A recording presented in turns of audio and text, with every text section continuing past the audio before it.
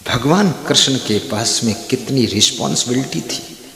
कृष्ण हंसते थे, हंस करके काम करो, मुस्कुरा कर काम करो, थोड़ा धूप का भी सेवन कर लो, चबा चबा कर भोजन करो, बार बार जल थोड़ा थोड़ा पियो, एक साथ में 2-2 लीटर मत पियो। सरसों का तेल पैर के तलवा में कभी कभी लगा लो, गहरी नींद आएगी। सरसों का तेल कान के पीछे यहाँ एक बूंद लगा दो, गहरी नींद आएगी। सरसों का तेल थोड़ा सा नाक में डाल दो, बेहोश हो जाओगे। नीम का तेल नाक में डाल दो, खोपड़ी तक का गोबर साफ हो जाएगा। और थोड़ा घी नाक में डाल दो, पूरे शरीर को शुद्ध ऑक्सीजन मिलती चली जाएगी। लेकिन नाक में कभी पेट्रोल मत डालना। कुछ लोग सोचेंगे जो पाए सो डाल दे, अरे नाक में कुछ आग लग जाएगी, गड़बड़ हो जाएगा। पेट्रोल नहीं डालना। कान में लकड़ी मत डालो, कान में पानी मत डालो, घी मत डालो, तेल मत डालो, कान में कुछ मत डालो। कान ऐसा वर्जिनल है, वहाँ कुछ भी घी तेल डालने की जरूरत नहीं है। कान को तो ऐसे ही रहने दो। और मुंह को दिन भर में कम से कम 4-6 बार धो लो। आंखें जब ठंडे पानी को पाती हैं तो आंखों की रोशनी बढ़ जाती है। जब तुम हंसते हो तुम्हारा माइंड एक्टिव हो जाता है। तुम्हारे 2 माइंड हैं, राइट ब्रेन और लेफ्ट ब्रेन। अधिकतर लोगों का एक ही ब्रेन काम करता है, दूसरा ब्रेन रखा रहता है, धरा रहता है, स्टॉकिस्ट है वो। दोनों ब्रेन जिसके काम करते हैं वो लाखों में अलग चमक कर आता है। अब दोनों ब्रेन क्यों नहीं काम करते? नहीं करते इसलिए नहीं करते, और क्यों नहीं करते अब उसके भीतर कौन जानता क्यों नहीं करते। फिर भी आइडिया लगा कर बताता हूँ। जो लोग ब्रेन से काम नहीं लेते हैं इसलिए उनका ब्रेन पूरा काम नहीं करता है। जो लोग बुद्धि पर जोर डालते हैं, दबाव डालते हैं और जबरदस्ती लोड डालते हैं तो दोनों ब्रेन एक्टिव हो जाते हैं, फिर डबल बुद्धि काम करती है। इसलिए जिम्मेदारियों से बचने की कोशिश मत करो,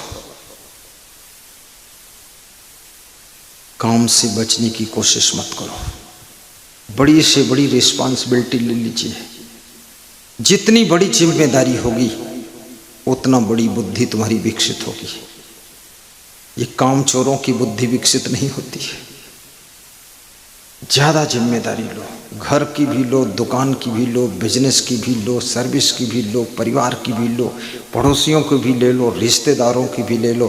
देख लेना तमाशा, बुद्धि का ब्रह्मांड खुल जाएगा। जिम्मेदारियां लेकर देखो। तुम तो एक अपनी पत्नी की भी जिम्मेदारी लेते नहीं, इधर उधर कतराते हो। एक पत्नी सबकी। मैं बहुत जिम्मेदारी लिया हूं।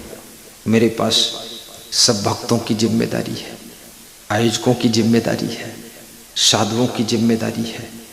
मेरी गुरु की भी जिम्मेदारी मेरे ऊपर थी। और मेरे को लगता है 1% ही बुद्धि पर लौट आ रहा है। ऐसा मैं बोलता हूँ कभी कभी, अरे प्रधानमंत्री होता तब लगता कुछ लोड है, नहीं तो कुछ ही नहीं, कुछ भी नहीं है। पूरा देश चलाने की बुद्धि है। वो आदमी केवल प्रवचन देता है, आनंद करता है। प्रवचन देना ये भी बहुत बड़ी बुद्धि का काम है, ये कोई साधारण काम नहीं। राजनीति से कठिन है संत का मार्ग।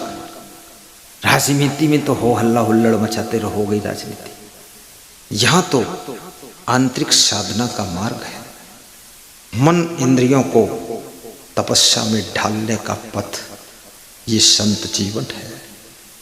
ये चंचल मन जिसको लोग रोक नहीं पाते हैं, कहीं बीड़ी पीते हैं, कहीं सिगरेट पीते हैं, कहीं बेविचार, अनाचार, दुराचार, भ्रष्टाचार करते हैं, और कहीं लड़ाई झगड़ा करते हैं, क्रोध करते हैं, लोभ करते हैं। उस चंचल मन को जो पूर्ण रूप से कंट्रोल करता है उसी का नाम संत होता है। और इस चंचल मन को जो जितना अधिक कंट्रोल करेगा उतना अधिक सुख पाएगा। चाहे गृहस्थ हो, चाहे विरक्त हो, चाहे स्त्री हो, चाहे पुरुष हो, चाहे बुढ़ा हो, चाहे जवान हो, चाहे बच्चा हो।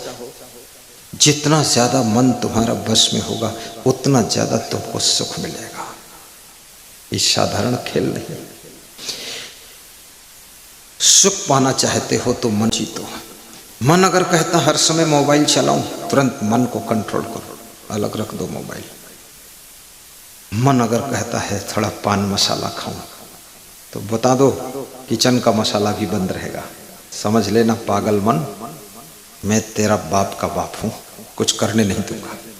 ऐसे मन को कंट्रोल रखो। लड़कियों का मन अगर हो जाए फैशन करूं, बाल इधर लटकाऊं उधर लटकाऊं, पीछे काटूं ऊपर फुलाऊं और साइड में घुंघला बनाऊं, मन को बोल देना नहीं, 3 दिन तो कंघा ही नहीं लगाऊंगी, ऐसे रस्सी से बांध दूंगी, छड़ा बवाल खराब।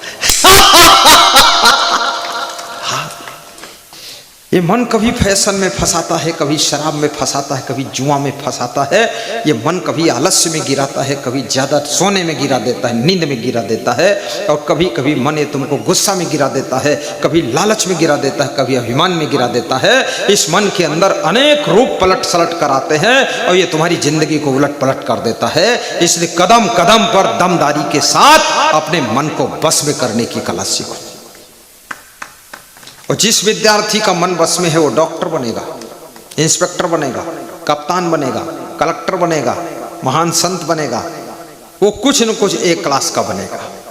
जिस बिजनेसमैन का मन कंट्रोल है वो बिजनेस में भी धीरे धीरे बहुत आगे बढ़ जाएगा। बिजनेस में भी मन कंट्रोल की आवश्यकता है। कितने लोग दुकान पर बैठते हैं और सिर नीचे करके मोबाइल देखते रहते हैं, ग्राहक सामने निकलता है, संकोच में पड़ जाता है कि मोबाइल में ज़्यादा बिजी है, इसलिए चलो आगे चलते हैं। दुकान पर बैठिए, ग्राहक को देखिए, मोबाइल मत देखिए। कोई कॉल आती अटेंड करिए, लेकिन आंखें सड़क तरफ रखिए। बुद्धिमान बनो। वहाँ दुकान चलाने गए हो कि मोबाइल चलाने गए हो? चल निकल बाहर, मोबाइल इधर रख दे। ये दिमाग रखना चाहिए। हमेशा साधु संत को भी मोबाइल के मोह में नहीं पड़ना चाहिए। कितना साधु संत भी मोबाइल के चक्कर में ऐसे बुरा फंस गया है। न पाठ करता है, न पूजा करता है, न स्वाध्याय करता है, न सत्संग सुनता करता है, न गुरु की सेवा करता है। जब देखो तब लगता है इसके बाप का बाप मोबाइल ही, गुरु का गुरु। अरे छोड़, इसके लालच में फंसा हुआ है। अनावश्यक किसी चीज का दुरुपयोग जब करोगे तो तुम्हारी जिंदगी ही व्यर्थ होती चली जाएगी, और आवश्यकता के अनुसार जब चीज का सदुपयोग करोगे तो जिंदगी में कोई गंदगी नहीं रहेगी और जिंदगी बंदगी में बदल जाएगी। फैशन से भी अपने को बचाइए। फैशन से मन बिगड़ता है। तुम ऐसे ही बहुत सुंदर हो। शरीर की सुंदरता लाख कोशिश कर लो, लेकिन 50 साल के बाद शरीर ढलना शुरू हो जाता है।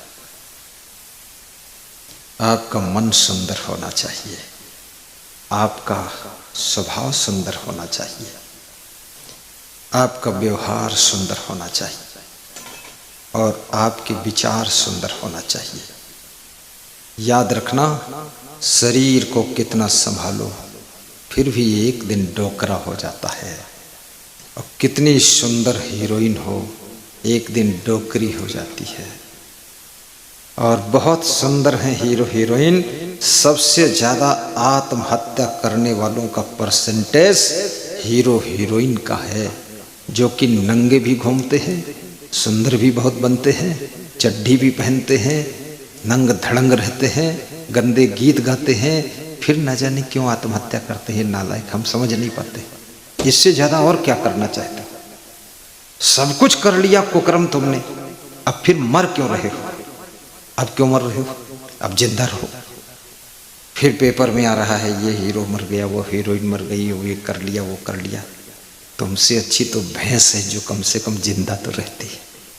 तुमसे अच्छे जानवर हैं जिनके पास कुछ भी नहीं है, ना कोई एक्टिंग, ना कोई सेटिंग, ना डेंटिंग, ना पेंटिंग, ना कटिंग, लेकिन फिर भी वे मुस्कुरा कर जानवर मस्ती से जी रहे। जानवर भी आत्महत्या नहीं करता है, लेकिन इस मनुष्य को धिक्कार है जो भगवान को शरीर मिला था, इस शरीर को पाकर राम भगवान बने, कृष्ण भगवान बने, उस शरीर को पाकर के ये मूर्ख मनुष्य आत्महत्या करता है, सुसाइड करता है, न जाने कितना कितना बवाल बनाता रहता है। अरे ये शरीर सुख का समंदर है, जीने का ढंग आ जाए तो सुख का सागर लहराएगा, और जीने का ढंग नहीं है तो ये जिंदगी नरक बन जाएगी।